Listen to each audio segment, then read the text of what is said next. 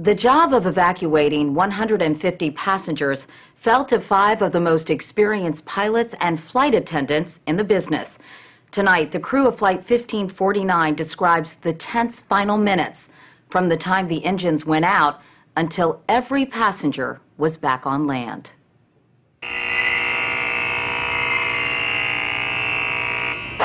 We met the crew this past week inside a U.S. Airways hangar in Charlotte, North Carolina. Among them, they have well over 100 years of experience in the air. They are, along with Captain Sullenberger, First Officer Jeff Skiles, and flight attendants Donna Dent, Sheila Dale, and Doreen Welsh, who was seriously injured. This is the first time you all have worn your uniforms since January 15th. Doreen, you don't have yours on. I just can't put it on yet. My uniform was in shreds, soaking wet.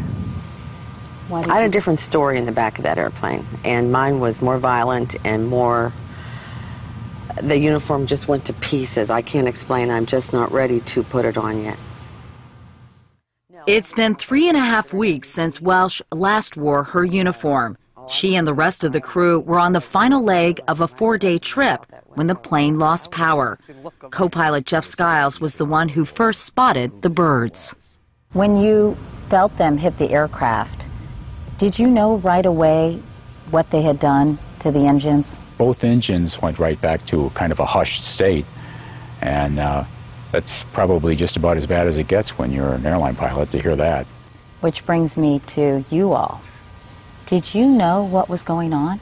It was so quiet, and Donna and I were seated beside each other. She was there and I was here, and it was so quiet. And I said, "What was that?" And I whispered, and you did say maybe a bird strike. What was the sensation inside the cabin after the birds hit the engines? I had some panic in the back, and I got out of my seat, and I calmed everyone down. I said, "It's okay." I said, we might have lost one engine. We'll circle around. And so I thought, well, everything is okay. And then I heard the old brace for impact. What was your reaction to hearing those words? Well, terror. Yeah, and I thought, terror. Okay, we're going to crash on the runway. We began yelling, "Brace, brace, heads down, stay down. Brace, brace, heads down, stay down." What did the passengers do when you started giving these commands? They were not getting in the brace position. They were looking out the window. People were just looking to see what was happening. Were they screaming, crying, praying? Was it quiet? People were making cell phone calls in the back, but most of the people that I could see were in their brace position. And that was so fast. Let's talk about the moment of impact. Doreen, you were sitting in the back of the plane. What was the impact like there? The back of the plane hit first, correct? It was violent. Horrible. Things flew out.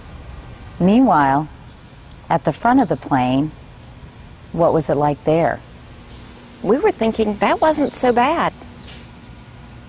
I mean, it was a hard impact, and I thought, well, the gear must not have been down because there was no bounce to it. It was just a slam. Did you know that you were landing in water? No, we didn't. Not until we looked out the window and saw the water. That's when we found out. And of course, I was still thinking, well, maybe there's water next to the runway that we just landed on. When I got out of my seat and saw that water, it was the most shocked I've ever been in my life. Wasn't expecting that. But as soon as you hit, people were getting up, trying to get out. They did not try to get out until Sully said evacuate. Once the plane landed, what was the scene like inside that cabin?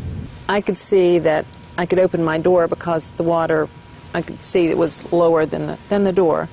So I opened my door and my chute automatically came out. It automatically inflated. It sounds wonderful to hear your chute opening up. And then they started coming, and Donna was working her door, but there was no pushing and shoving. Was it a little chaotic? No, there was nothing said, and there was no eye contact. They were just going. But in the back of the plane, it was a very different story.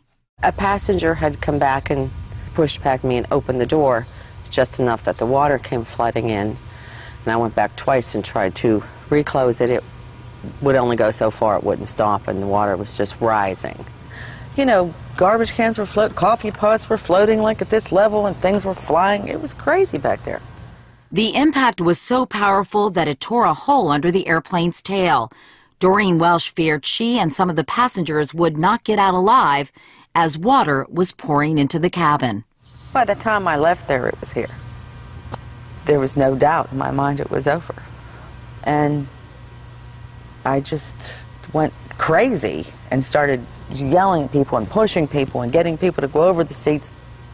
And as I was getting up, I thought, I might actually live. Because a second ago, I thought I was gone.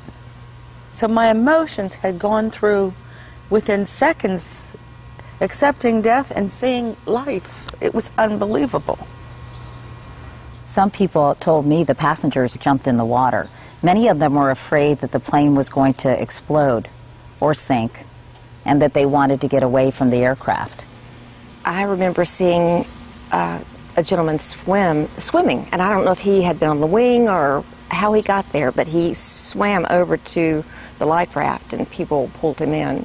I heard that several people slid off of the wing and others would pull them back on. Yet amazingly, only 2 people on board were seriously injured. Doreen Welsh was one of them and had to be carried onto a life raft, unaware of a deep cut she had in her leg. It was quite a gash, you know, and it was all the way through the muscle, and I thought I was going to pass out at that point from it. The crew quickly cleared out all the passengers, parents with children, an elderly woman, and dozens of people traveling on business before Captain Sullenberger himself walked up and down the cabin twice to make sure everyone was out. Then he took a final look at his sinking plane, grabbed the maintenance logbook, and jumped into the last life raft, now filled with passengers. Did they talk to you? One man did. He said, "You saved my life, thank you." And what did you say? I said, "You're welcome." That's it? Yeah. And at that point also, I was telling the people on the deck of the boats to rescue the people on the wings first, because we in the rafts were relatively safe. Did you see those people standing on that wing? Yes. It's an amazing sight. I'll never forget it. Sullenberger had landed the plane right between 2 ferry terminals. Within minutes, the first rescue boat pulled up alongside it, with others close behind. It was amazing. It was crucial. It was life-saving, literally. What would you like to say to those folks? Thank you seems totally inadequate. I have a debt of gratitude I fear I may never be able to repay. To those rescue workers? To the first responders, to all of them. According to someone in the pilots union, you were still in total professional mode once you got off that airplane. Well, I may have looked like it, but I was in shock. You were? Yeah. I just crashed an airplane. One of the first calls Captain Sullenberger made was to his wife, Lori. What did he say to you? Well, I'll tell on myself and say that when he did call our house, I was actually on the other line, and I ignored the phone call twice. And when he called the third time, I said to the person, I think I should take the call. And so I hung up and took the call from Sully. And he was very calm and said, I just wanted you to know I'm okay, but I thought that meant that he was on the flight coming home, that he had made the connection and was coming home. And I just said, okay, that's good. And he said, no, there's been an incident. I had to ditch an airplane in the Hudson River. And I laid down on the bed for a moment. I wasn't crying, but I was just in shock, really shaking hard. I called an old best friend and said, Sully has just crashed an airplane and I don't know what to do.